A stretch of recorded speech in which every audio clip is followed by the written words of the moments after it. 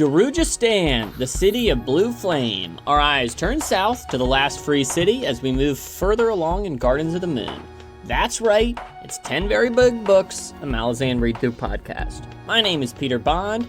With me today I have my friend and closest confidant, India Jones. Hello there. And of course, the third leg of our stool, my foe and arch rival, Joshua Baker. 'Tis I, a very sick fella. Ooh, I like that. Josh is feeling a little under the weather this week. Indeed I am. Can I just jump right in with a quick comment? Yes, please. I gotta say, as I waited these 2 weeks between recording, to read this book, I hate the thought of reading it. I hate the thought of picking it up. I hate the thought of trying to read it. I hate the thought of not understanding it. And I find no pleasure in it. And I just thought I'd share that now in my journey, starting chapter 5. Well, I can understand that. You know, I have sympathy to that. And I would hope that maybe near the end of this book or later on, you'll feel like I feel and be like, man, now I really like the books. What a journey I have been on. But, you know, I can't promise that. Maybe we're going to hate it all the way through. So, that's what I'm thinking, yeah. Mixed bag. For the other side, I'm having a great time. I don't know what the fuck is going on, but I'm having a blast. Just along for the ride. Just happy to be here. Yeah. We had to pause for a moment because Peter's fucking shoving flavor-blasted goldfish down his gullet. It was a mistake. Josh started speaking, I thought I could sneak some in. Too much. It's too flavor blasted. It's just, the sound is too much. You know, the flavor... It's overpowering. It's overpowering, so I regret my decision. All right, let's flavor blast off in the next segment. Go. There we go. Whoa. Chapter 5. On the rooftops of Darujhistan, trouble is afoot. Whilst the city council rules the city streets, Darujhistan's Assassins Guild reigns over the rooftops.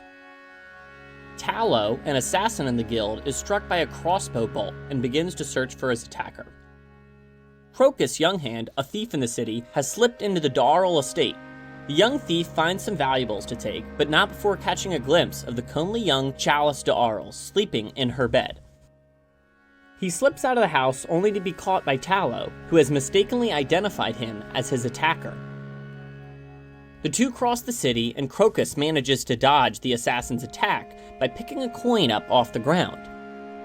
Crocus slips into the Phoenix Inn, whilst Tallow is stabbed by a cloaked figure. Elsewhere, Kruppe, a large man, wanders through his dreams, speaking within himself about the future and foreseeing a spinning coin coming to Darujhistan.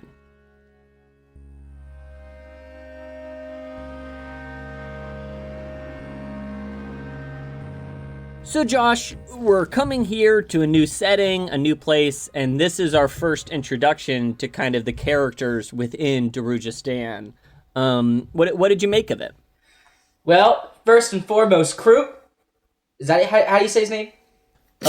I've always had a blast in the audiobook for it. The guy always says like Kruppe in this nice way, so I've always said it Kruppe. Kruppe. Well, Kruppe, my new favorite character. Really? Kruppe's a blast. Well, mostly because I can't tell if this dude is off his gourd or, like, playing the longest of cons. I think maybe a little both, if I'm being real. Yeah. So, because, like, it definitely seems like he's got some badass powers, but, like, he is also just trying to come across as, like, a fucking idiot. So, love him to death. He does bumble. You cannot deny the bumbling. Yes, India.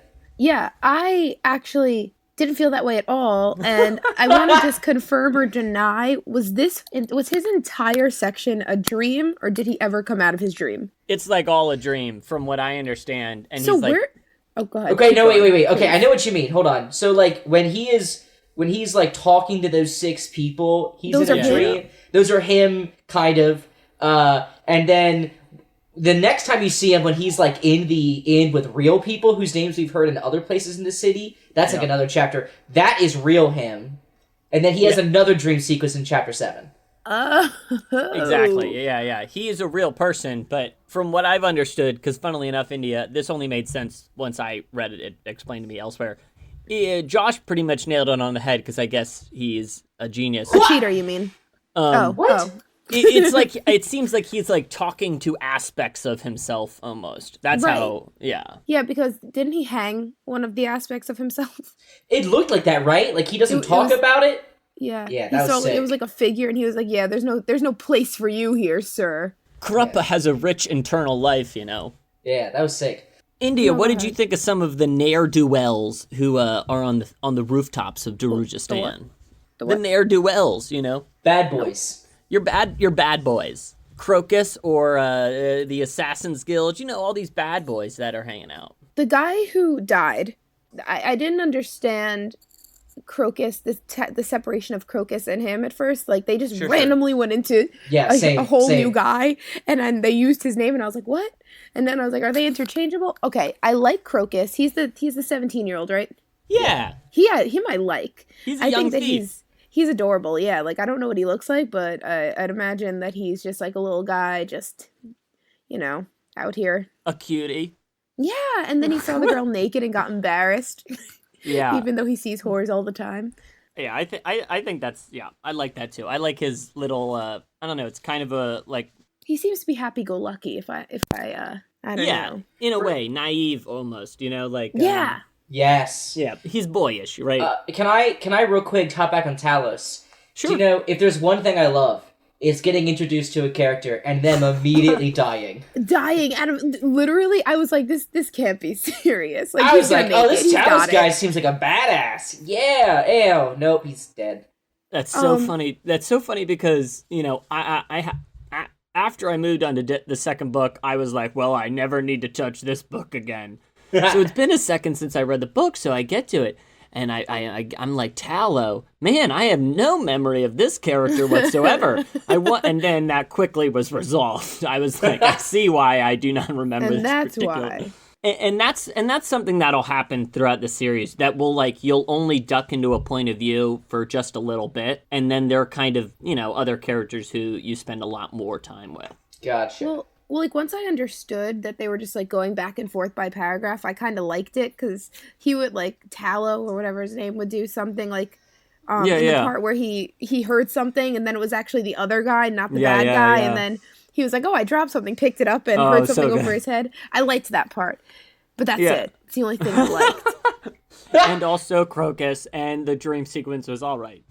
The dream? No, I didn't like the dream sequence. I thought it was weird, and then I really like the dream sequence, but to me, what I think about the whole chapter is, like, I really, really liked it, but part of me also understands how it would just be very confusing. Well, and I like to clarify, I started the chapter starts with Kruppe, right? Yeah. Okay, I started reading this chapter one night, and I literally I realized when he started talking to himself, I put the book down, I went to bed. And then like 3 days later, I started the chapter over. I was like, all right, I'm in a better place. I know where this is going. I'm ready to really read each sentence. and then what else did I want to mention? Oh, go ahead. I have to think. Crocus picks up the coin, which is kind of another, you know, when we were back in Pale, we heard both Ganois Paran and Tattersail heard the spinning coin, and Perrin met Opan at the Gate of Death. You know, a lot of coin imagery, and any thoughts about that? I didn't even put that together. I did not even think about that when a coin dropped. Well, but now I know. Yeah. And then the chapter ends with Crocus going into the Phoenix Inn for a brief reprieve. Oh, pause. Yeah, I forgot a question and I just remembered. I have some shit. What's up with Crocus's family being very chill about him blasting into the middle of the night and, like, running through the house, and they're just kind of cool about it? And also, his uncle, that's gotta come up more, right? He's just casually like, yeah, my uncle has alchemy. Also, is there, like, a monster in his house or something? Some sort of, like, what's up? I like that, but also part of me feels like it's a little bit of, like, kind of exposition that's kind of like, oh, he's running away, and he just bumps into his uncle, who also, by the way, and he continues to run away. It was a lie. It was very coincidental. Well, yes, the uncle will be in the story, obviously. Good. Can we get a quick definition for ascendant? Didn't we talk about this last We week? didn't talk about it last time. And so these are the saints?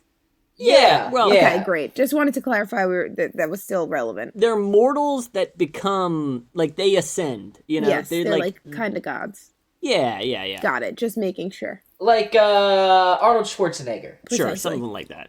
Yeah. All right. Sorry. Just needed to clarify that. Let's move on. Terrific. Well, as Crocus took a break at the Phoenix Inn, let us take a break as well. Did you like that? No. Nope. Well, I don't see either you jumping up to the bat. Here, I got it. All right, yeah, let me hear you. Oh, yeah. We'll be right back after a word from our sponsors. We don't have any sponsors. What are we doing? Benny Hill. Okay. Do the sponsor spot? This week's... Don't you dare mention Casper. Don't you dare. Hey, like, I'm gonna mess those pieces of shit. $800 for a mattress? This week's podcast is not brought to you by Casper. They're a bunch of Hortnos. If they sponsor us, it'd be great. Bye. That's all I got. I'm sick. I'm losing steam. He's giving it everything he's got. I used a lot of energy in those last couple Leave it all on the goofs. mat. All right, let's keep things moving along. Chapter 5 is what we just talked about. Keep that.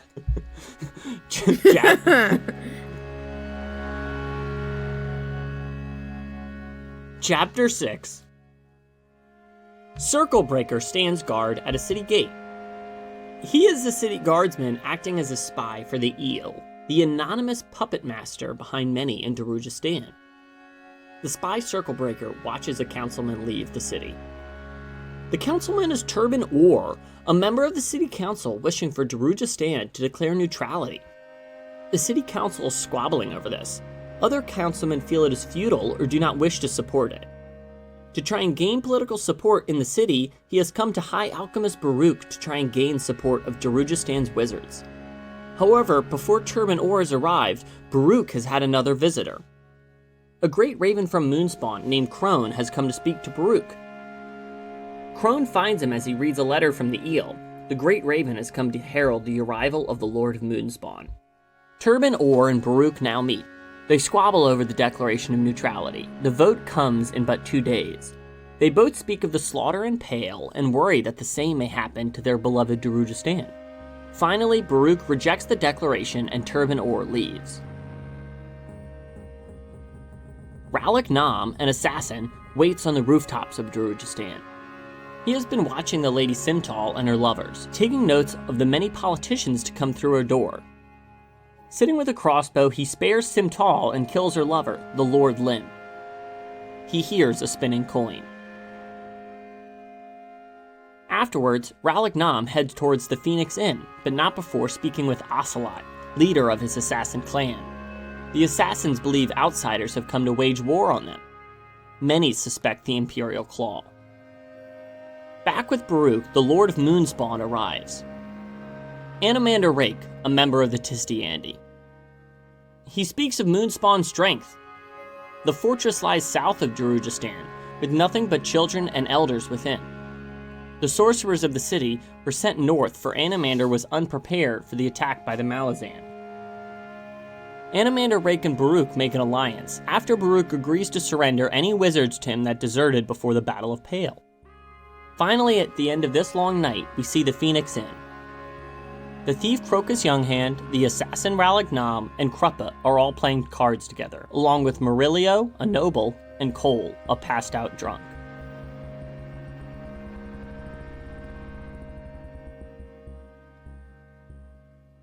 So, in Chapter 6, we kind of see the same night within Darujhistan, but kind of from a different set of characters' point of view, and we learn a lot more about the politics and this declaration of what was that? I was gonna say that I agree that we learned a lot about politics. Well, I'm glad you agree. Yeah. What did you think about this politics? Well, so I guess I needed a little. Well, from my understanding, is Malazan. Have they taken over everything? They've taken over a fair amount. I did not realize that.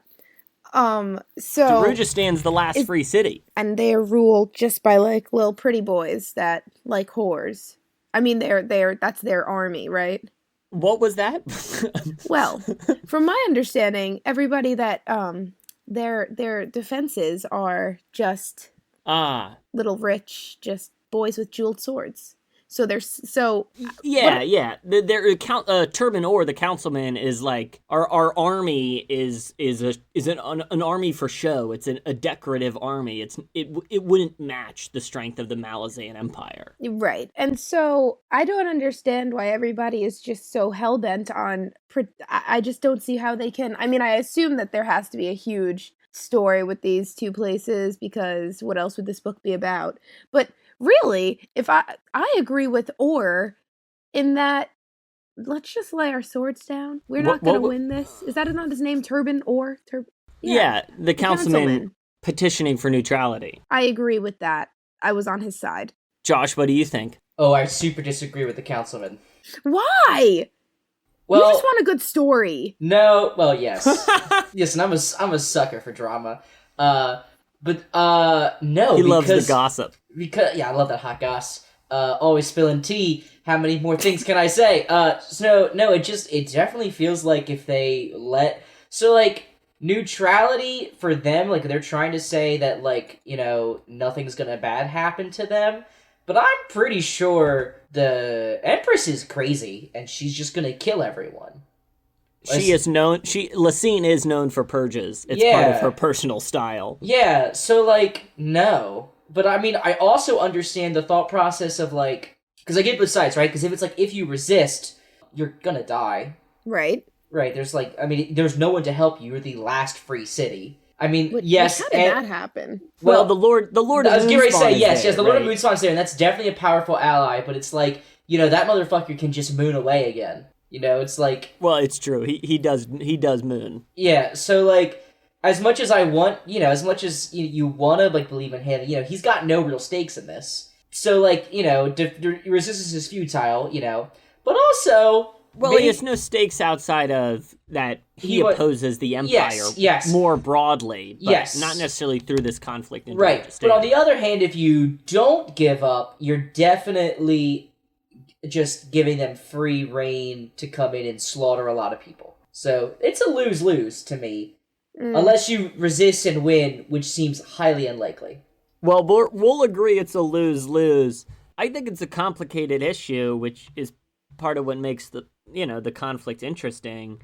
And I guess I think personally Peter thinks Turban Orr is a bit of a slug, and I think he is a kind of gross dude, and I don't think he's really doing it for good reasons in some ways, especially since I think next chapter we hear him kind of speaking about his motivations. Oh yeah. But part of me thinks maybe it would be better for them to be neutral, but I do hear what Baruch speaks about in this is futile. You can't oppose the Empire until they show up the day at your gate and then be like, oh no, we were neutral the whole time. Yeah. So I guess we're just gonna have to see how this conflict plays out. Am I right? Yeah, I really have no idea what's gonna happen at this point. Mm-hmm. I feel like you were saying that facetiously. No, it was literal. I recently learned that facetious is not facetitious. I'm sorry. Hold up. What? Well, it's spelled facetitious. It's spelled like facetious. Yeah. Facetious. Yeah. No, I totally get you. Listen, I can't ever complain about how people pronounce it, considering in the 8th grade I got in front of the class to read about the Great Compromise and got fucking roasted alive by my 8th grade social studies teacher. I'm looking at you, Miss Richardson. Yeah, I remember. No, Stevenson. Put her on blast. Yeah, Miss Stevenson. Okay. Ooh. And that would get you. So Josh, we talked a little bit about kind of the Declaration of Neutrality, but in this chapter we met Anomander Rake, the Lord of Moonspawn, and the kind of great raven that heralds his arrival. Yeah. It was kind of the first insight we had into the floating moon fortress. Any thoughts about the Lord of Moonspawn? The Erickson did... That's his name, right? Steven Erickson? Yeah. He did a really good job of, in approximately 3 paragraphs, making me so utterly afraid of a character. Yeah. Well, because, like, you know, he's, like, the most powerful member of a race lost to time. Yeah, right? yeah. Boom. Badass number 1. 2, we learned that he, like, managed to slaughter, like, so many of the high mages while also protecting people on his own, basically. Yeah, Number yeah. 2. Cool. Number 3, it sounds like he has a sword that, I don't know, swallows souls in eternal torment or something. Yeah, Dragnipur. It's a cool sword. I'm gonna need you to hit me that one more again. Dragnipur. Alright, good. Dragnipur. Like, they don't really say what it does, but, like, you know, Baruch is really afraid of it, and then he's like, when he mentions wanting to kill those pale wizards, he, like, looks at the sword again and says, we'll kill them for you, and I was like, what could that sword do? That's so bad. Who knows? Yeah, I'm sure you have no idea, Peter. Wonder. Dragnipur, I hardly know her. Alright, well, Boom. I'm gonna... Oh, You did it. Yep. I'm feeling you did nauseous again. India, any thoughts about the Lord of Moonspawn? No. No thoughts. I didn't feel scared like Josh did. I just thought that he seemed strong. Seems But a also- strong, independent Tisty Andy. He just seems like, you know, I'm just gonna throw it out there that I think that he will die. I don't know. Baseless thoughts. I guess I we'll can have to see that. see. Well, before we talk about Tier 7, I guess it's worth talking about the kind of final scene that buttons this I want to talk about it. Can't wait. both this chapter and the previous chapter, where kind of Crocus and Kruppe and Rowlick are all at the Phoenix Inn, and we see that both it was the same night, but also that kind of some of these characters know each other, and there's like a little, there's a little squad meeting up. What did you want to say about it, Josh? I love this boys club so much. He likes the boys. Gotta love the boys. It's a regular old entourage. Yeah. I put a pause there so AJ could cut that. I don't know. I just didn't expect all of them to be in this weird group, and I was like super. Because I gotta tell you, it's only been 3 chapters, but I like all of these characters infinitely more than any of the characters we've met up to now. They're actually funny. They're cool. They got personalities. I think powerful. They're fighting for a group that I think is cool and not the shitty Malazan Empire. Like, hell yeah. Right. And they're boys. And Let's go. they're boys. Were we supposed to know, like, prior to this that Kruppe was a wizard? Because I just thought that he was in his sleep, like, feeling himself, pulling cheese out of his sweater. I didn't realize that he actually could do that. I don't even know if we've seen him do any wizardry stuff, right? It's just that people say he is or was or something. Right, exactly. Yeah, So, but well, it's certainly, I think it's in the first dream sequence in chapter 5 that it talks about, he's like, oh, well, I can read the deck of dragons without using it. And he kind of... Yeah. To me, it speaks more in that segment about, like, kind of an attunement or an affinity, you know? Gotcha. Mm-hmm. I didn't pick that up there. He certainly is a friend of the Warrens, it seems. He jumps through from time to time. Well, with this evening over, we can talk about the start of the next day in chapter 7.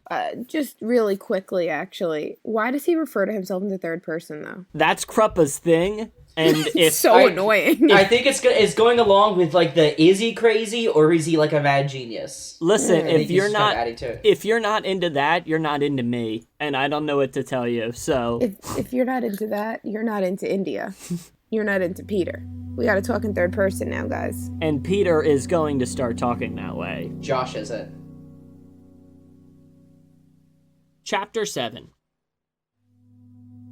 Kruppe again wanders his dreams, meeting Coll, an elder god. Circlebreaker wanders after his shift. We learn of the political strife of the city. The declaration of neutrality has failed. It seems as if the Lord Lim's untimely death has stunted the political growth of the declaration. Councilman Turban Orr is visiting the Lady Simtal.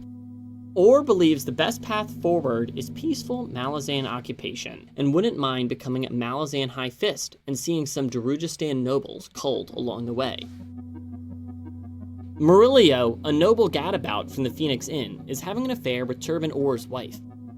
Together, they speak of the impending fate, and Murillo even acquires some invitations to the gathering. Murillo wishes to keep his affair secret. From the balcony of the Orr estate, he sees Ralignam dressed garishly. The assassin walks on the street, hoping to bait out the outsiders meddling with the city's assassins. He catches Crocus Younghand prowling around the estate and threatens him not to rob Councilman Turban Orr. Crocus agrees, touching the coin in his pocket.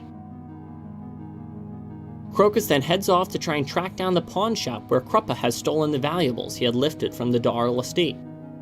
Crocus has become quite smitten with Chalice Darl. Kruppe meets with the High Alchemist Baruch. We learn that Baruch has many allies, including Murillo, Coll, and Ralignam.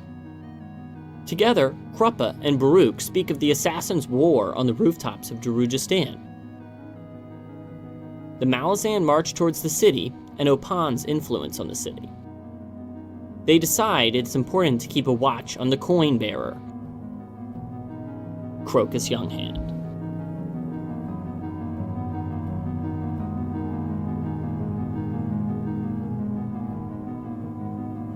So Josh, after the evening where we kind of get a perspective that all of these different members of the entourage, as you put it, are so closely linked together, we now kind of see them bleed out into their own storylines during the day. What's one of them that caught your eye? Well, I was very interested to learn about Murillo. He was the one person that we hadn't seen in the previous chapter. Really, he just kind of was there in the Phoenix Inn. Yeah, gets a plot we hear line. His name a couple times. So it was interesting to see him. He's I'm curious. We didn't learn how. Is he a noble by birth? Is he someone that kind of rose his way up? Is he even a noble? Is he just a guy who's managed to infiltrate circles? I have a lot of questions about Murillo. I like that his character so far is basically playboy with a heart. He's not trying to he's not trying to home wreck, but he's also not trying to necessarily marry him, you know? No. So he was very interesting, and he's so far removed from the other ones, because it's you've got an assassin, a thief, a drunk, and a playboy. He's a bachelor. He likes going around town. Yeah. Now, can I say, now that we've gone through all 3 chapters, sure. While reading the PowerPoint. And I was reminded of a scene with Councilman Orr. I have to ask a question, Peter. Sure, but... And you have to confirm or deny. During the scene with Councilman Orr and the lady... Simtal. What's her name? Simtal. He mentions wanting to kill her husband, who is a drunk. And it was today, while reading that I was wondering if that husband is Coll, the drunk from the tavern. Josh, to be honest... I don't know the answer to your question, and I don't know if I don't know it and I've forgotten it, or whether it's something I should be not telling you. So okay. All right. The good news is, if it is Coll, it will be a surprise to me as well. Oh, good. I like that. I like when the person who's already read it is surprised too. It's almost as if you didn't read the books. I read it a long time ago. The secret's out! So Peter's a fraud. Listen, he watched the movies. I've never claimed any sort of expertise. Anyway. I also really enjoy the idea of a little affair. It makes this book a little bit more interesting, if you ask me. Yeah. Who needs wizards when you can have bucking? Yeah. Precisely. Tugs on my heartstrings. Affairs tug on your heartstrings? Yeah. All right. Chase your bliss. Don't yuck on my, I'm not gonna... Yep, okay. You beat me to it. Well, I'm sorry I missed it, but I was a little tuned out for a sec. So here, let me say this. On the Malazan subreddit, the user Sleepin' X on X Bed has made these kind of great PowerPoint slideshow things that kind of have a guide. I think he's done one for each of the 3 books. And we've referred to them, and they're just a tremendous help. And if anyone was trying to look to clarify some parts of the book, they're a great resource in my mind. Agreed. In India, I agree. I enjoy the affair, and I enjoy, it's just a different angle. And that's honestly somewhat what I enjoy about Crocus's storyline, with kind of him having a crush almost on this woman he's stolen from. Is, there's a lot of swords and sorcery, and to just have kind of people just kind of swooning and stuff, it's just a nice little break. Not as only is it a nice change of pace, I also think it just is a vital part of talking about this world, you know? Yeah. Yeah, I agree. I guess I wonder, are we really going to develop into these stories more, or is it just kind of going to go right back into when Malazan people show up and fuck shit up? Because they did mention the god or whatever his name is in the beginning, that he had like a vision that they were going to lose a battle or something. When Kruppe is talking to the elder god Coll, is that what you're speaking about? That would be precisely what I was speaking of, yes. You're like an encyclopedia. Truly not. I don't know if you'll recall a few seconds earlier, I completely forgot it was something that was in this book. So... Don't play coy, Peter. No, I do not need any false credit. Well, you can rest at ease. And as I kind of joked about when you were like, I guess we're going to learn about a ton of new characters. It is, in some way, this is about the end of the new characters we get introduced to in the book, you know? Thank goodness. Yeah, there's a bunch. I mean, like, well, don't get me wrong. You're going to meet some new characters, but... I've already forgotten every one of the bridge burners. Me too. Except for Whiskey Jack. Whiskey Jack. But the good news is this, you know, basically what'll happen is, you know, you read about the Malazans, and then you read about the people in Darujhistan, and then, you know, their storylines, you know, everything obviously is there's an impending conflict. But these are basically the two big locations, and you've met most of the major players. Solid. So that's a silver lining. I mean, I know we've met maybe, I don't know, 30 characters or something. Something like that. -1 for the dead guy who died in 5 minutes. Tallow. But you know, listen, guy. That's just counting fewer characters for us to talk about. So in some ways, it's moving that needle in the right direction. Correct. True.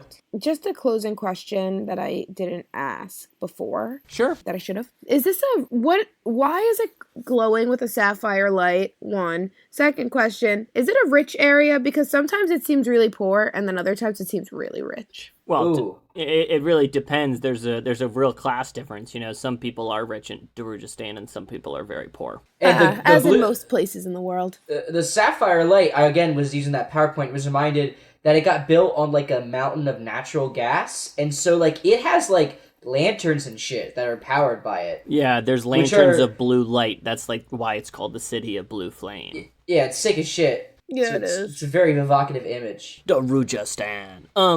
So Josh, any last thoughts you want to say about this, our first introduction to the city of Darujhistan?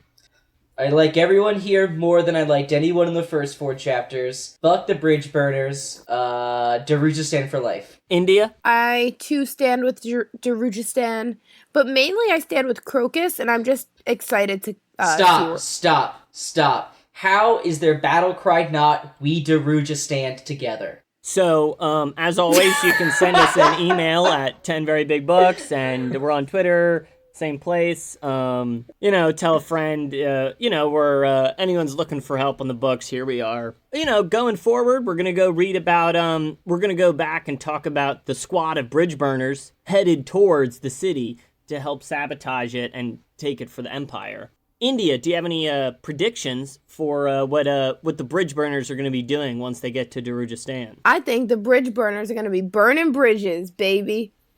All right, a little broad. Josh? Well, first, I just want to say, I can't Darujhistan for the treatment of my incredible jokes, and I'm livid. I Darujhistan with Josh. I very much Daruja can. All right. Oh, wow. That was a pretty good Daruja slam.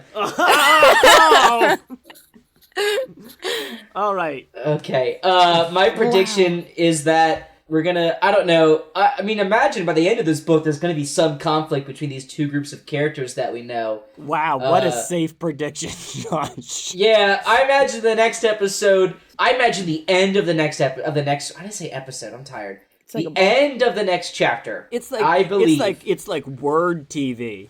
Am I right? All right. No. Well, I thought I was funny. I guess fuck me. Yeah, fuck off. I think at the end of the next chapter, I think the very end, the bridge burners are going to meet one of the characters that we met these 3 chapters. That's my prediction. Now, see, I like that. That's a good prediction. Not this, they're gonna burn a bridge. All right? Okay, fine. All right? Well, I mean, that's a really also broad prediction. Make a Crocus prediction. What do you think's happening with Crocus? I think that Crocus is going to turn over a new leaf. He's going to start pursuing this woman. He's going to use his thief powers for good. Do you think he's going to take the... Never mind, my joke's ruined. So... Well, in that case, we'll see you guys next week. Yeah, so next week, we're going to read all of The Mission, Book 3, which is going to be chapters 8, 9, and 10. So, I'm looking forward to it, and tune in then. Goodbye! Bye. Bye!